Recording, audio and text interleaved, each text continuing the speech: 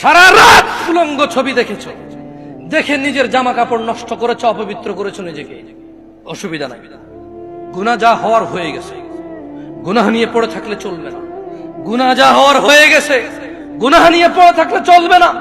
যাও গোসল করো, ফজর আযান হয়েছে, সালাতে যাও, 2 রাকাত সুন্নাত পড়ে আল্লাহর কাছে ক্ষমা চাও, 2 রাকাত ফরজ পড়ে আল্লাহর কাছে ক্ষমা চাও। আর দেখবা না, প্রতিজ্ঞা করো। আবার দেখে ফেলেছো, অসুবিধা নাই, জোহর আযান হয়েছে, যাও মসজিদে যাও, গোসল করে 2 রাকাত নামাজ পড়ো, আল্লাহর কাছে ক্ষমা চাও, প্রতিজ্ঞা করো, আর দেখবা না। আবার দেখে ফেলেছো, অসুবিধা নাই, পরের ওয়াক্ত আযান হয়েছে, যাও মসজিদে যাও।